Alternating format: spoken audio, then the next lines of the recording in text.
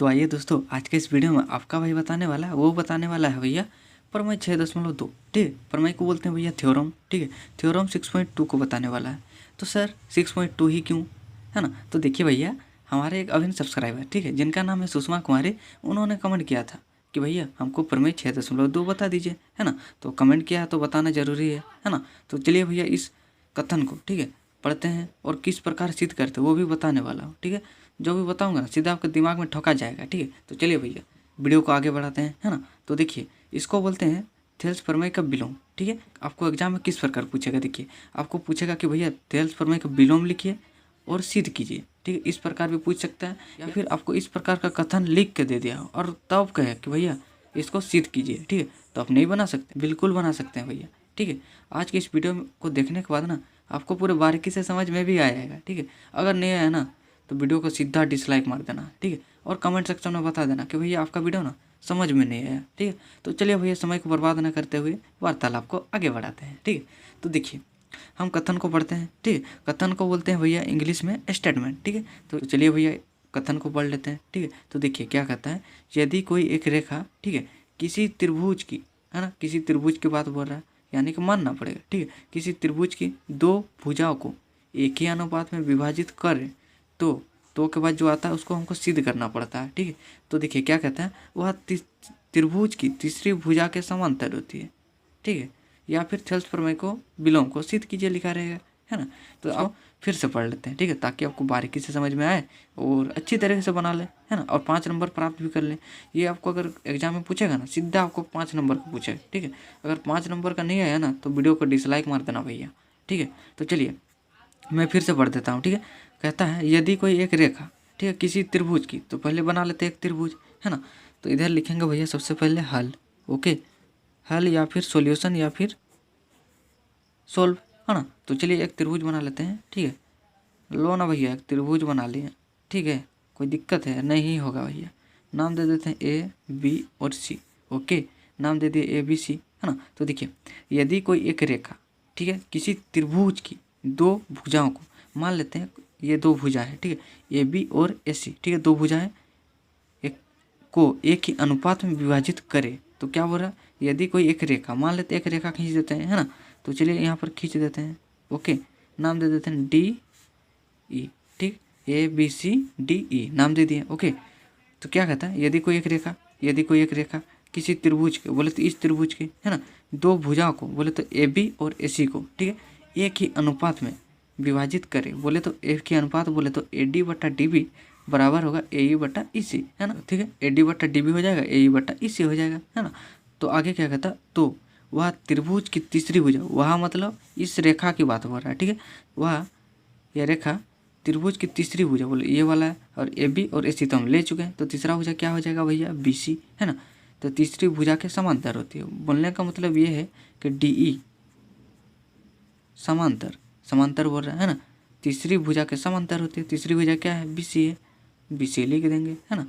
ये हमको सिद्ध करना है। ठीक है, यदि कोई एक रेखा, मान लेते ये एक रेखा है, ठीक है, किसी त्रिभुज की, इस त्रिभुज की दो भुजाओं को एक ही अनुपात में, तो मान लेते ए बी भुजा और ए सी भुजा को, ठीक है, एक ही अनुपात में विभाजित करता है, बोले तो ए डी बट्टा डी बी ए ई बट्टा ई सी, विभाजित करे तो वह तीसरी भुजा, बोले ये भुजा, ये रेखा मानते हैं। ठीक है, भुजा नहीं बोलते हैं, रेखा बोलते हैं। ठीक है, ये रेखा, ठीक है, भुजा की तीसरी भुजा के समांतर होती है। ये तीसरी भुजा हुआ, है ना, तीसरी भुजा के समांतर होती है, यानी कि डी ई समांतर बी सी। ये हमको सिद्ध करना है भैया। तो चलिए हम जो जो दिया है और जो जो नहीं दिया है वो चीज़ को लिखते हैं। ठीक है, जो दिया है उसको हम यहाँ पर लिखेंगे और जो नहीं दिया उसको मान लेंगे, है ना। मान लेंगे का मतलब है रचना में लिखेंगे, है ना। जो नहीं दिया उसको रचना में लिखेंगे। ठीक है, तो चलिए हमको जो दिया है उसको लिख लेते हैं। ठीक है, तो देखिए भैया सबसे पहले मान लेंगे भैया ए बी सी एक त्रिभुज है ना। तो देखिए माना कि ए बी सी एक त्रिभुज है। ठीक है, ए बी सी एक त्रिभुज है। ओके, ठीक, ओके, जो भुजा डी ई, ठीक है, भुजा डी ई, अच्छा भुजा ले रहे तो भुजा डी ई, भुजा डी ई। ओके, इसको मान लेते हैं भुजा। ओके, या फिर रेखा मान लेते हैं, कोई दिक्कत नहीं, भुजा मान लेते हैं। ठीक है, अच्छा भुजा नहीं मानते, रेखा मानते हैं। ठीक है, रेखा होने से ठीक होगा। रेखा DE, ओके, रेखा DE भुजा AC को, ठीक है, भुजा AB और AC को, ठीक है, AC को समान अनुपात में विभाजित करती है, ठीक है। ये हमको दिया गया है भैया, AB और AC को समान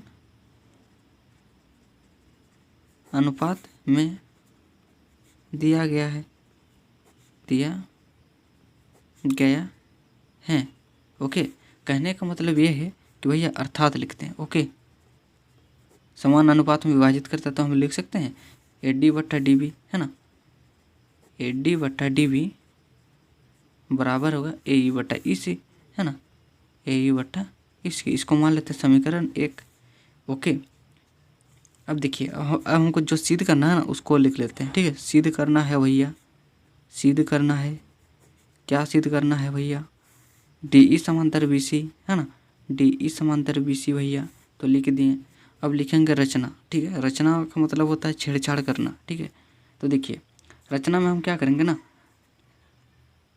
D से, ठीक है, AE पर ए के बीच एक रेखा खींचेंगे, ठीक है, जिसको नाम दे देते हैं M नाम दे देते हैं, ओके, M नाम दे दिए, ओके। क्या किए हम, DM, ठीक है, DM एक रेखा खींचे कहाँ पर, AE के बीच में, ओके। और इसको मान लेंगे DM समांतर BC, ओके। मानना है, मानने से कोई दिक्कत नहीं है, रचना में होता है, ठीक है। तो DM समांतर होगा BC के, ओके। तो भैया आपका मन में डाउट होगा कि भैया ये DM BC का तो समांतर नहीं दिख रहा है ना, अरे मानने से कोई दिक्कत नहीं है, ठीक है। इसलिए मान लिया DM समांतर BC, क्योंकि हमको सिद्ध करना है ना, रचना में हम कुछ भी मान सकते हैं, ठीक है, वही होता है रचना का काम, ओके। तो देखिए अब लिखेंगे भैया प्रमाण या फिर उत्पत्ति, ठीक, उत्पत्ति लिखते हैं, ओके, उत्पत्ति। तो उत्पत्ति में लिखेंगे भैया त्रिभुज ABC में, ओके, ABC में, ओके, क्या है, DM समांतर BC है, ठीक है। इसको रचना में माने थे DM समांतर BC, ठीक है, DM समांतर BC। तो DM समांतर BC में देखिए भैया या DM और BC क्या है, समांतर है, तो हम प्रमेय 6.1 से लिख सकते हैं AD/DB बराबर होगा भैया AE/EC, है ना।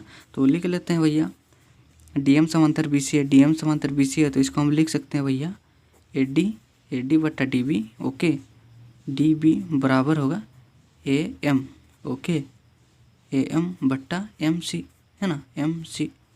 क्यों, थेल्स प्रमेय से, है ना, थेल्स प्रमेय से। अगर थेल्स प्रमेय आप नहीं देखे हैं ना, एक बार वीडियो देख लीजिए, ठीक है, ताकि आपको बारीकी से समझ में आ जाए, ओके। लिख दिया भैया थेल्स प्रमेय से, ओके। और इसको मान लेते हैं समीकरण 2, ओके। तो अब देखिए समीकरण 1 और 2 से लिखेंगे, समीकरण 1 और 2 से भैया, ठीक है। तो देखिए गौर से देखिए, दिमाग लगाइए, AD/DB है, यहाँ पर भी AD/DB है, यानी कि बायां पक्ष, यानी कि लेफ्ट हैंड साइड क्या है, इक्वल है, right hand side automatic equal हो जाता है ना। तो चलिए हम लिख देते हैं AE/EC, है ना, AE/EC भैया बराबर होगा AM/MC, है ना। देखिए आ गया ये, ओके। तो अब हम क्या करेंगे ना, दोनों तरफ +1 ऐड करेंगे, ठीक है। तो लिखेंगे भैया दोनों तरफ एक जोड़ने पर, ओके,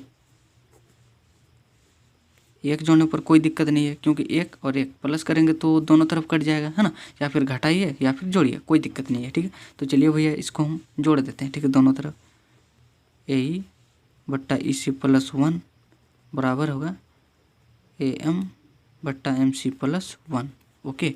लिख दिए, इधर हटेगा नहीं, इधर लिख लेते हैं, ठीक है। तो देखिए EC इसको लिख सकते हो 1/1, इसको भी लिख सकते हो 1/1, ओके। EC और 1 का एलसीएम क्या हो जाएगा भैया, EC हो जाएगा, है ना। फिर EC को EC से भाग देंगे तो भागफल आएगा 1, ठीक है। तो 1 से फिर EA को गुणा करेंगे तो आ जाएगा भैया AE, है ना, बीच में प्लस तो प्लस। फिर 1 से EC को भाग देंगे तो भागफल आएगा EC, है ना। फिर 1 से गुणा करेंगे तो आ जाएगा EC बराबर होगा भैया, फिर MC और 1 का एलसीएम लेंगे तो आ जाएगा MC, ओके। फिर क्या होगा, MC से MC को भाग देंगे तो भागफल आएगा 1, फिर 1 से AM को गुणा करेंगे तो आ जाएगा भैया AM, ठीक, बीच में प्लस तो प्लस लिख देंगे, ठीक। फिर 1 से MC को भाग देंगे तो भागफल आएगा MC, है ना। फिर एम सी को 1 से गुणा करेंगे तो आ जाएगा भैया एम सी, है ना। तो देखिए गौर से देखिए ए ई प्लस ई सी, ठीक है, ए ई प्लस ई सी क्या होगा, ए सी होगा, है ना। कैसे देखिए, अगर मान लेते हैं ए ई का वैल्यू 5 है, ठीक है, 5 सेंटीमीटर है, ठीक, और ई सी का वैल्यू है 2 सेंटीमीटर, तो आप क्या करते हैं 5 और 2 को जोड़ देते हैं और कितना आ जाता है 7 आ जाता है, ठीक है।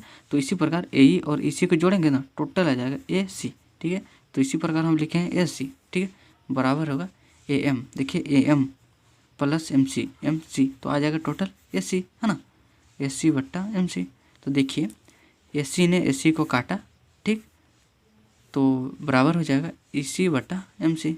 ओके, तो गौर से देखिए भैया ई सी बराबर हो गया एम सी के, ठीक, ई सी बराबर हो गया एम सी के। तो आपके मन में डाउट होगा कि भैया यहाँ पर देखिए ई सी, ठीक है, ई सी छोटा है और एम सी बड़ा है ना। अरे माने थे हम यहाँ पर देखिए गौर से एम समांतर बी सी, डी एम समांतर बी सी के, है ना, रचना में माने थे। तो क्या होगा ना, ई सी जितना बड़ा होगा ना, जैसे मान लेते ये 5 सेंटीमीटर होगा तो एम सी भी 5 सेंटीमीटर ही होगा, बराबर है ना दोनों, इसीलिए 5 सेंटीमीटर होगा तो ये भी 5 सेंटीमीटर ही होगा। कहने का मतलब ये है भैया, अगर ये ई सी और एम सी बराबर है तो ये बिंदु एम यहाँ पर होना चाहिए, है ना। तो हम ये तो माने थे ना रचना में, तो ये हो जाएगा बिंदु एम पर, ठीक है। तो लिखेंगे भैया अतः बिंदु एम, ठीक है, बिंदु एम नहीं लिखते हैं, ठीक है, बिंदु लिखने से दिक्कत है, लिखते हैं डीएम रेखा डीई के संपाती होगा। अब आपके मन में डाउट होगा कि भैया ये संपाती क्या है ना। संपाती का मतलब होता है भैया ठीक उसी के ऊपर, ठीक है। तो डी का क्या होगा, ठीक डी के ऊपर होगा, ठीक है, इसके ऊपर जस्ट होगा, उसी को बोलते हैं डीएम रेखा डी के संपाती होगा, है ना। तो अतः हम लिख सकते हैं भैया डीएम समांतर बीसी, है ना, ये हम लिखे थे रचना में, ठीक है। तो इसीलिए लिख लेंगे, इसीलिए डीई समांतर बीसी हो जाएगा, ठीक है, डीई समांतर बीसी हो जाएगा, ठीक है। क्यों हो जाएगा भैया डीई समांतर बीसी, क्योंकि ये जो डीएम है ना ये ठीक इसी के ऊपर है, ठीक है, दोनों संपाती होगा, इसीलिए ये डीई समांतर बीसी होगा, प्रूव, है ना। यही हमको सिद्ध करना था। ओके, तो वही आया डीई समांतर बीसी, देख सकते हैं डीई समांतर बीसी। ओके।